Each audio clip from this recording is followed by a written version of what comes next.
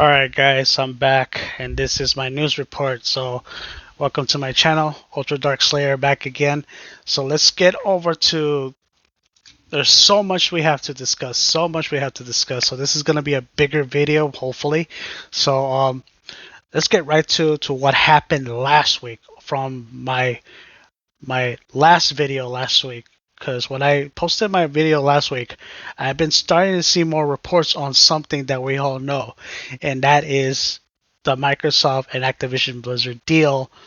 That that the CMA has gone over it, the EU is still going over it, and the FTC is blocking it, trying to get more stuff out of them. As that was going on during last week, there was even something insane that just happened in Japan, that Japan had approved the deal. Even though they have approved the deal, the FTC asked the JFTC, which is the Japanese government of how they handle their businesses within their country. And the FTC says, why don't you look into Sony? Because this is what I mean, that Sony is going to get bite on the ass. Pardon my French. They are going to get so much in trouble now that, since that happened during the week, reports are starting to come out, and it's not looking good because the FTC wants to know what is going on in Sony in Japan. So there's already been stuff rolling it out, and it's not looking good because they want to know if Sony is monopolizing games and consoles, most likely games, in within Sony.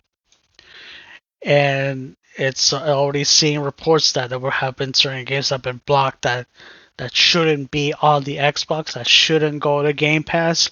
For instance, the Final Fantasy games, Final Fantasy 16, the 3 Final Fantasy 7 remakes, Forspoken, and other titles that could have gone to the Xbox. It's only on PlayStation, and well, that's not looking good because this is gonna put Sony to shame, and the FTC might come around and say, okay, we approve Microsoft to have Activision Blizzard, and this is bad. This is really bad, and once they read all these reports, what's been going on over in Japan, not only Sony would be in trouble, even Square Enix would be in trouble. So, because they took the money from Sony, and yeah, and it's not looking that great, guys. And this is what I meant. They should have just taken a deal. They shouldn't bite the big dog on the tail. So this is a problem. This is a big problem. So I don't know what's going to happen next week or the week before, because it's starting to come to a close for the FTC and the EU and the CMA to close the deal. So that way, once the deal is closed over in Europe, the UK, all of that, and once it's time for the FTC says, okay, I think, okay, there's no trial, there's no need. We read everything from both parties, and we're gonna approve this deal for Microsoft, and that's how it is. And either way, it's funny enough they don't look into Nintendo, because Nintendo, on the other hand, is they don't care about this deal. They're pretty much happy that they got a more partnership with Microsoft and Xbox, because games will go to the Nintendo Switch or the next Nintendo Switch refresh model, and yeah, and other places they're glad they're gonna have this deal with Microsoft, and like I said, Sony should have taken this 10-year deal. They should have just stopped what they were supposed to be doing, and they're gonna be in trouble. They are going to be in trouble. So that's enough of that, guys. So let's go into more gaming news. So of course, you guys heard about The Last of Us, the video game, the most popular video game in Sony's you know, PlayStation, right? Uh, has gotten like massive issues.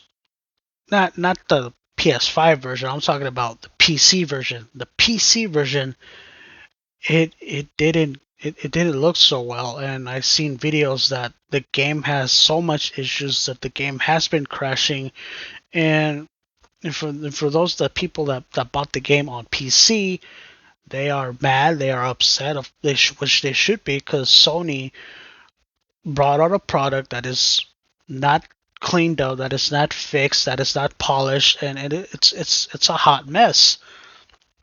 And they got one of the worst scores of the Last of Us game for the PC, a very very very low score, like almost two. It's like 1.5 in from IGN, and that is really bad, and that's hurting PlayStation. Even though there's so much stuff that's going on with the FTC, the CMA, and all of that, and they really are messing up. Speaking of messing up, their new VR headset is not doing well in sales because not a lot of people that has a PlayStation 5 would want to get a VR2. I mean, when I still have my PS4, but when I was using my PS4, I was like curious about the VR headset. But when I got it by my dad, I tried it. It was fun, but I didn't see myself playing that kind of hardware a lot. You know, I mean, probably like the only game I tried it with was Star Wars Squadron because it looked pretty cool. But other than that, I don't see a lot of people using this technology. You know, maybe on an Oculus, like people will use an Oculus if they don't have an Xbox or a PS5 or a Nintendo Switch. You know, they might have used an Oculus, but yeah, not a lot of things are going well for Sony, and yeah, that's pretty bad. So let's move on to the next topic that's been blowing up the internet too. So E3 is not happening this year because a lot of companies right now, like Xbox, Nintendo, Sony, even Ubisoft, even other companies of these awesome games that we're going to get this year and next year, they're not going to show up on E3. So it's been officially been canceled because these companies are going to decide to do their own direct, their own state of play, their own showcase for that matter, and I think that is a good and bad thing because the good thing is that they could show the games in their own time. They can talk about the games in their own time. So that's a big plus. But the bad part is that about E3 is that they're not gonna be open to the public. They're not gonna have people try out their games. They're not gonna see what awaits, what's new, what to get their hands on, because that's also what E3 is is to go to these shows, watch their presentation, then after the presentation, people go to the show floors to try out these games that they're marketing, and I say, I think to me, I never gone to E3 at all, and I really wish I could in the past, but But I think this is a good idea because with their direct showcases and stuff like that, they can talk about more of their games and yeah, and that's really good, you know. But so yeah, guys. So I think E3 is completely gone, is completely dead. So each gaming company should just make a showcase in the internet, you know, on YouTube or Twitch or their official website to launch their showcase. So yeah. So do I have anything else to talk about? Probably not. So I guess I'll leave it at that. So you guys got two videos from me today, and I do apologize that I didn't make a video, you know, yesterday. I wanted to, but couldn't. So that's it, guys, for me. This is Ultra Dark Slayer. Have a good day, have a good night, have a good afternoon in the world. Stay safe out there, guys, and chill out.